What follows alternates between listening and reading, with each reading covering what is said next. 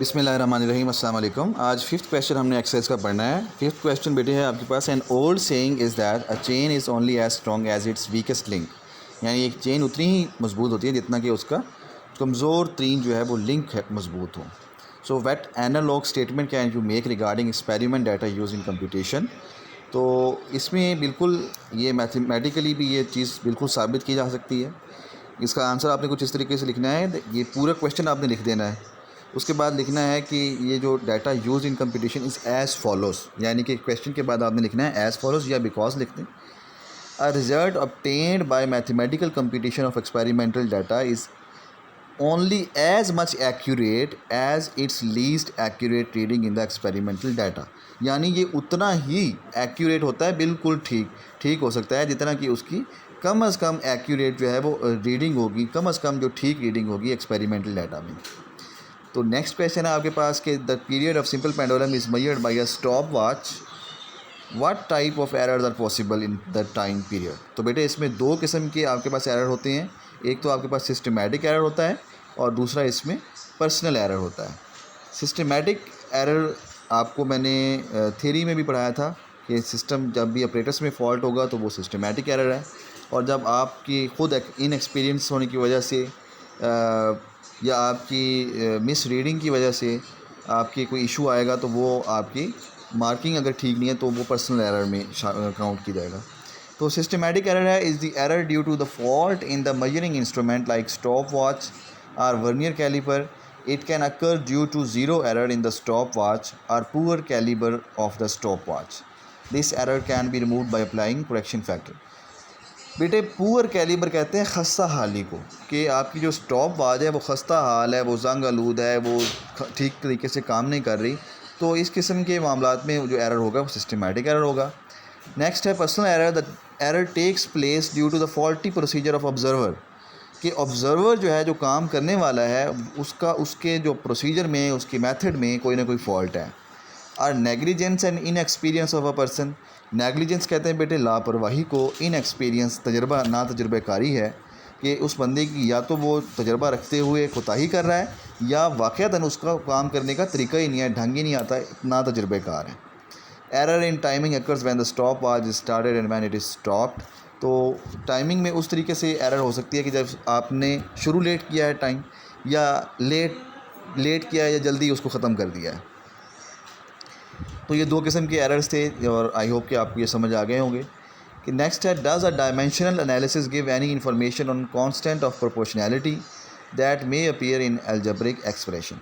तो वो जिस तरह a directly proportional to x था, या f is equal to m a में आपको पता है f directly proportional to m है, तो वो जो दरमियान में जो साइन होता है वो साइन ऑफ प्रोपोर्शनैलिटी है।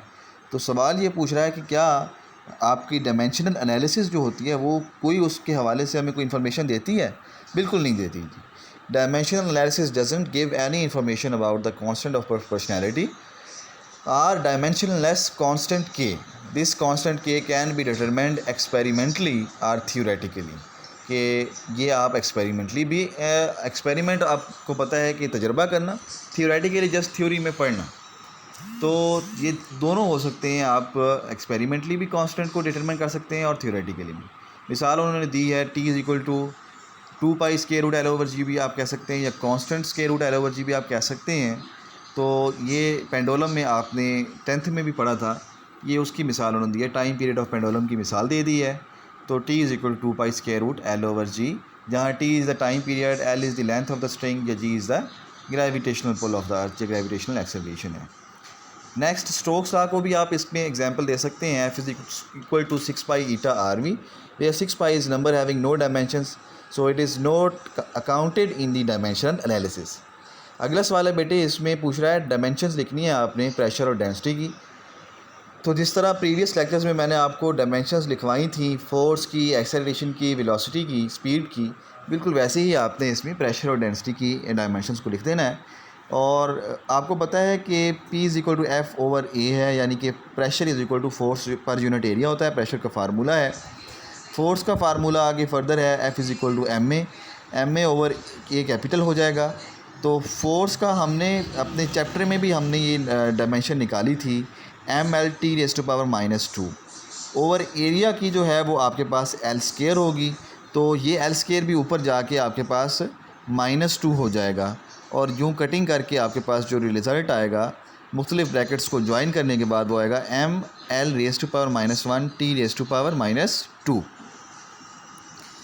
नेक्स्ट बेटे आपने डायमेंशन ऑफ डेंसिटी करना है। Density is equal to mass per unit volume है, तो मास का m कैपिटल वैसे का वैसा आ जाएगा और वॉल्यूम का L क्यूब होगा, तो वो L क्यूब नीचे अगर L क्यूब है तो ऊपर उसको अगर हम लेके जाते हैं तो L⁻³ हो जाएगा। दोनों को कंबाइन करना है आपने, तो आपके पास आ जाएगा ml⁻³ with in the square brackets. तो ये बहुत इंपॉर्टेंट क्वेश्चन था। आई होप कि ये आपको समझ में आ गया होगा। आपने अच्छे तरीके से इसको तैयार करना है। फाइनल क्वेश्चन बेटे इसमें है the wave length lambda of A wave depends on the speed v of the wave and it's frequency f। तो उन्होंने हमें रिज़ल्ट भी दिया हुआ है। तो पूछता है कि इसमें f = v लैम्डा ठीक ऑप्शन है या f = v/λ ठीक ऑप्शन है। तो इसमें हमें नज़र ये आता है कि जो f = v/λ है ना, ये ठीक है, क्योंकि आपने मैट्रिक में भी पढ़ा था v = f λ वाला रिलेशन, जो कि रिलेशन था between velocity, frequency and wavelength. तो उसमें आपके पास उस रिलेशन को अगर हम देखें तो f = v/λ वाला करेक्ट आएगा, लेकिन हमने उसको प्रूव करना है कि ये कैसे आएगा। तो पहला जो डायमेंशन है आपने वो डायमेंशंस निकालनी है। f = v हो जाएगा और ये वेलोसिटी की और लैम्डा की जगह पे l आ जाएगा आपके पास। ये आपने डायमेंशंस निकाल लेनी है। ये आएगा L⁻²⁻1। ठीक है बेटे। तो ये डायमेंशनली इक्वेशन करेक्ट बनती ही नहीं है ना, क्योंकि f are not the same on the right hand side. Dimension of f are not same on right, left और राइट साइड की डायमेंशन सेम हो ही नहीं रही है, क्योंकि फ्रीक्वेंसी की तो जस्ट आपके पास 1/t है ना। फ्रीक्वेंसी = 1/t फिर आपने फार्मूला पढ़ा था।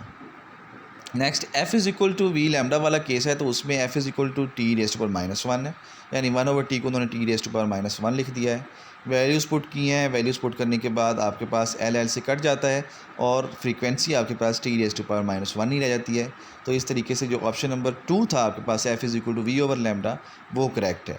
यहाँ पे जो लिखा हुआ है आखिरी लाइन में f = v/f इज़ करेक्ट, ये उन्होंने कोई मिस्टेक कर दी है, टाइपिंग मिस्टेक है। ये आप इसको करेक्ट कर लीजिएगा, f = v/λ आपने करना है। तो बेटे ये आपके पूरे एक्सरसाइज के क्वेश्चंस के नोट्स थे और आई होप कि आप लोग मुझे बड़ी खुशी हुई है कि आप लोग नोट्स बना के सेंड भी कर रहे हैं। जिन लोगों ने अभी तक सेंड नहीं किए वो भी काइंडली जल्दी सबमिट करवाएं। ये एक असाइनमेंट है, पूरे चैप्टर्स के शॉर्ट क्वेश्चंस के पॉइंट ऑफ व्यू के हिसाब से आपने खुद अपने नोट्स तैयार किए हैं। बहुत अच्छी बात है, इससे तैयारी में आपको मदद मिलेगी।